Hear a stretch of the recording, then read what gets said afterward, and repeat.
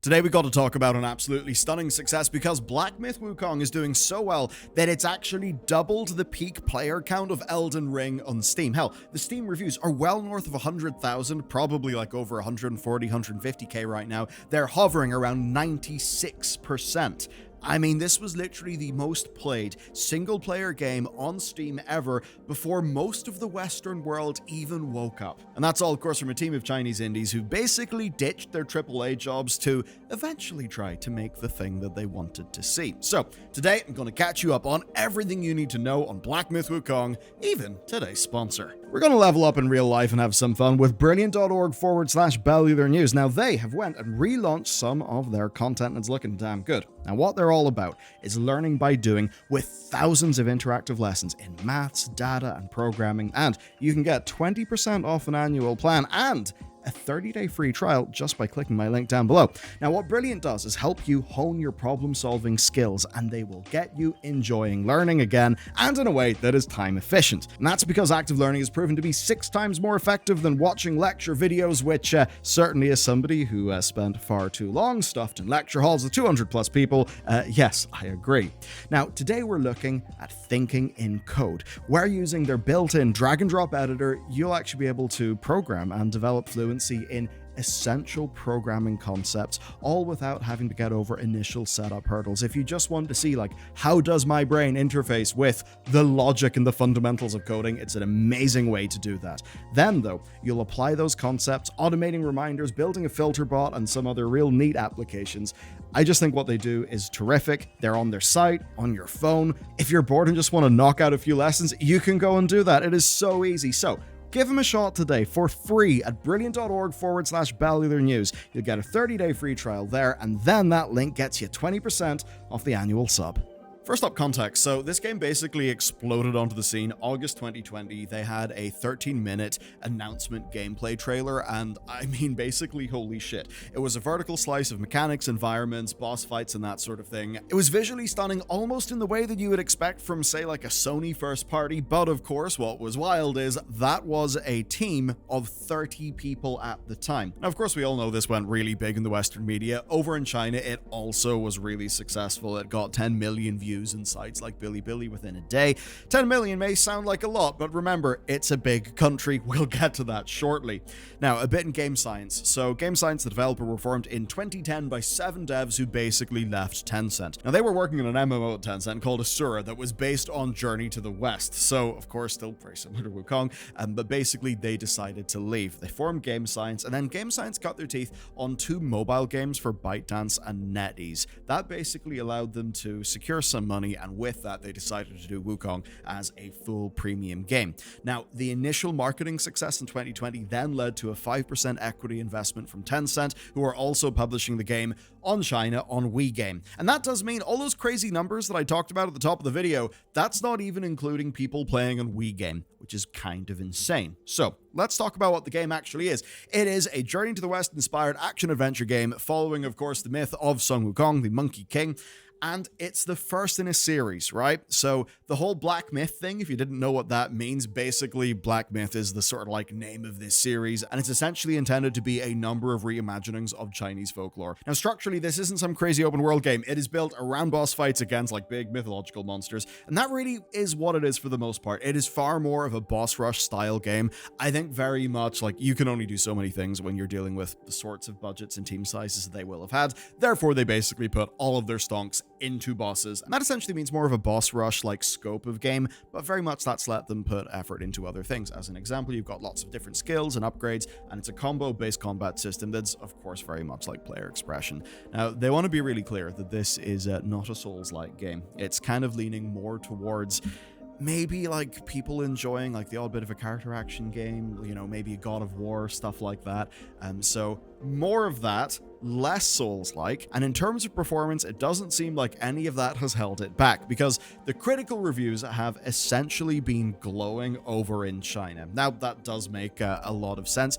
you definitely have a bit of a cooler reception from like global outlets. I've just got to imagine they'll have like less of an affinity for the story, so maybe some things won't hit as hard. But even with that, it's got an 81% critic average, 71% of critics recommending, and the pros basically are that the boss designs and the actual like combat mechanics are absolutely fantastic. It's of course visually stunning, quite a lot of the storytelling's landing. There are a few cons, basically just people talking about level design being a little narrow in scope, some people not liking how it's a boss rush, and then essentially bugs and that sort of thing.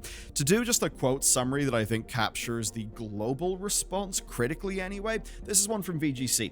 Black Myth Wukong reminds us of a next generation launch game. It's utterly gorgeous and technically mighty, but its gameplay and narrative leave quite a bit to be desired. So that's, I think, a good encapsulation of how we could think about this game, but most people do actually seem to be enjoying it quite a bit more than that. And most importantly, when put in the right context, that is still an absolutely incredible review, given like where this team came from, the sorts of games they were working on before, and like their overall ambitions. So for your first time, like in a big sort of, I mean, I was going to say AAA premium because that's what it looks like, but I suppose maybe not AAA, but anyway, what we can guarantee is that sales have been goddamn astronomical. I mean, in Steam, like over 2.2 million concurrent players, which is crazy. So this is essentially a perfect result. Now, in the few days running up to this, there were some very odd headlines, and I definitely want to break those down because, well, you know what, they're at the very least kind of interesting.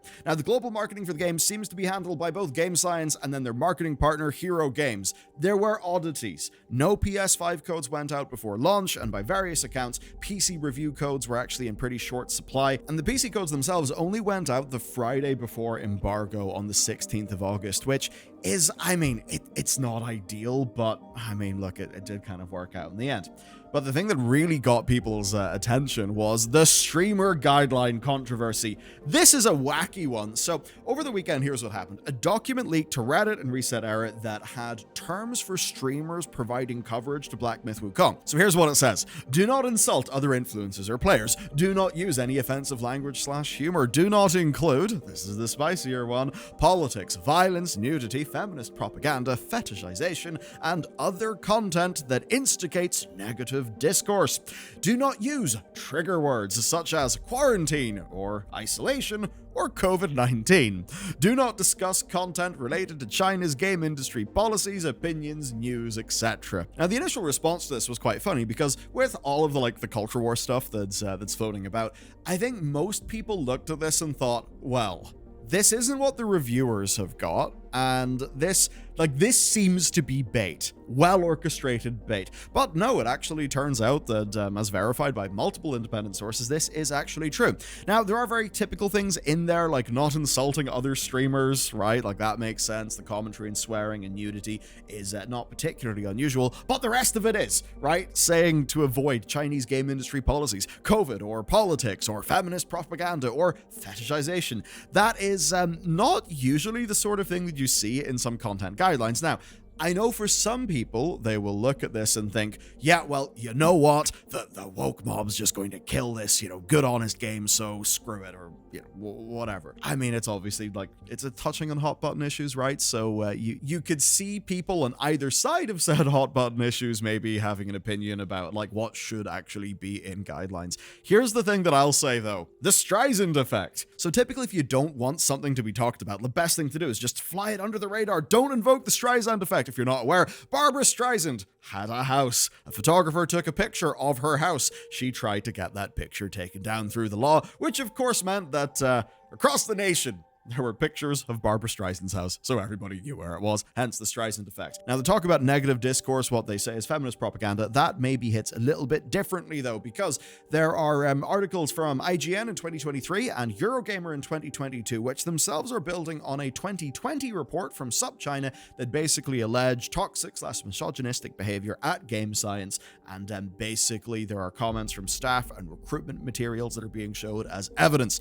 And just to sidebar this for a second, man, those recruitment posters are something else when you put them through Google Machine Translate. Now, of course, machine translation, I'm obviously not leading in that for anything, but the headings are really funny, forced self-pleasure, fat man die, and must work overtime, with must work overtime being a picture of, let's just say, somebody who would be exposed, if not for a massive can, or, maybe it's just a normal-sized can of Red Bull that is censoring something. So that, certainly you can see how that's a look. Some people will defend it, saying that this is great funny banter. Other people will say, well, that certainly sets a tone for your work environment. What we do know, though, is that game science and the marketing teams are absolutely not interested in addressing any of these. They've dodged questions, basically because this has ended up being a story in Eurogamer and IGN and then SupChina previously in 2020. And they have, of course, had, journalists asking about this, and they've basically just dodged all of those questions. I think most recently they said to PC Gamer, no comment. But of course, if you were thinking strategically and you didn't want this to be talked about, I mean, you wouldn't go and immediately Streisand Effect yourself. Which is where another part of the streamer guidelines is actually key to understanding this entire bloody situation. It says this: by using the game key in creating content, you acknowledge that you have been informed of the following content and that your statements are not related to the marketing team. So I think that's actually what's going on here. The marketing team knows that there is potential for drama here, especially if they've been following, say, Twitter over the last few months. They basically do not want to be culpable for the controversy, hence they do this document that basically says anything you say has got nothing to do with us. We don't know if this is from Game Hero or from Game Science. Maybe if it was from Hero, it would make a little bit more sense if they're just a little more external to the situation. But overall, I mean, yeah, congratulations, Streisand Effect. Anyway, to talk about sales and success, that sort of thing. Well, they passed a lovely little 70 terabytes per second of downloads on Steam, which is, yeah, that's just goofy. Now, this has been the top seller in Steam for most of the week. In China, promo events for this were sold out of Black Myth Wukong related merchandise, such that they don't have stock for like 2 weeks, I believe. This has also managed to get the second highest concurrent player count on Steam of all time, which is just over 2 million, which means it's beaten Palworld's record. It's actually the most concurrently played single player game of all time on Steam. And a lot of that happened before most of the Western audience even woke up and started to play the game. Suffice to say, interest here from China is absolutely massive. Now, Simon Carlos on his newsletter records that 88.1% of the game's owners at this point, including pre-orders, are based in China. What we can actually do, though, is take a look at the percentage of reviews in different languages. And right now, here's the top three. 93.52% are simplified Chinese, English is 3.75%, and traditional Chinese is 0.65%. And that's just in Steam. We've got no idea how this is doing on WeGame, which is a Chinese game distribution platform. Suffice to say, though, it's probably doing quite well. Now, I want to talk just for a second about scale. China's quite big. They have a population of 1.42 billion people. And if I just think about our channel analytics, right? Normally, whenever we, so I guess like me, my team, probably you guys as viewers, whenever we think of gaming, we're doing so within, I guess, our broadly Western cultural context, which means EU, NA, and a few others. As an example, if I was to just tally up US, EU, UK, Australia, and Canada, that's about like 0.91 billion people. Of course, China's bigger than that. And it will also help for marketing and targeting that China is a bit more like homogenous, I guess in terms of like, population, language, that kind of thing. Like historically, one of the things that was always amazing about the American market is you have like over 300 million people who speak English, which is really, really handy. Whereas of course in the EU, like you're going into loads of different jurisdictions that have got loads of different regulations, loads of different languages, which does make like targeting your game's marketing sometimes like a little bit harder. I mean, it's really not as big a problem for a digital product like a game, but I think here though we do see like what's going on pretty obviously. This is based on Chinese like myth, Chinese folklore, really, really big for them culturally. They're an absolutely humongous population, so with Steam China being a thing, it's absolutely not a surprise that we're seeing the success that we're seeing here. Now, the PS5 version is currently number 4 in the UK, it's number 5 in the US as of the morning of launch, and early reports are that it's broadly performing quite well, which is certainly nice to hear given that there weren't like PS5 reviews. So the performance mode hits 60 FPS with VRR support, which is pretty big. Now, there have been some quality mode issues, but seriously, for a game like this, like with a lot of combat, it's more of a boss rush, like, dude, come on, 60 FPS, like what the hell? Anyway, altogether, what this is one of the most impressive launches, and it was so before anyone outside of its home country was awake. And that's why I think a lot of the industry is looking at this and thinking, oh, something has woken up. What's going to happen next? So let's talk about industry context. Game Science basically had realized they could be at the forefront of a wave of premium Chinese games, and that they could do it right. Now, technically, it's not the first. You got the likes of Bright Memory Infinite, which was an Xbox Series launch title. It had some allegations of plagiarism in its early development, and it had a 2-hour runtime, which didn't really land as well as people hoped. That being said, it's actually really damn fun, and it's currently 92% in its Steam rating with 34k reviews. So, I mean, yeah, it didn't set the world on fire, but damn, 34k reviews, like, that is a result. The thing that matters here, though, is that it's proving that premium games are big business in China. Now, we've got PlayStation's China Hero project, which has a wealth of titles from local developers being supported, and both Tencent and NetEase are also establishing homegrown studios to take advantage of local talent. Again, what was this? This was people who were working on like an MMO with Tencent. They didn't want to do that anymore. They wanted to make like, big single player immersive game with like narrative and all of that. So they went and did that. The thing that basically matters is the homegrown talent exists in China, and that's really, really big. One of the reasons why, say, loads of hardware startups happen in Shenzhen is because that's where loads of the talent is. Say, for software stuff in Silicon Valley, that's because of talent density. So for a while, we saw the Tencents and NetEase spread their investments across the world. They set up lots of studios, was it Lightforge? Lightspeed, I think. But anyway, the point basically is there's this new market that's actually opening up at home for them. And we're seeing numbers that show that there is a massive appetite for games like this. And this is a game that goes beyond the current perception of what gaming is in China, which is very gacha heavy. You got your Genshin Impacts, many other things, or of course just the common understanding of lots of games that are censored behind the Great Firewall, and then other things really being, retellings of Romance of the Three Kingdoms. I mean, even I think about something like Total War Three Kingdoms. That sold amazingly well. I think it actually did set concurrency records for the series. Thing is, though, a lot of that was because it was super strong in China, and they did find a weaker DLC attachment rate in China.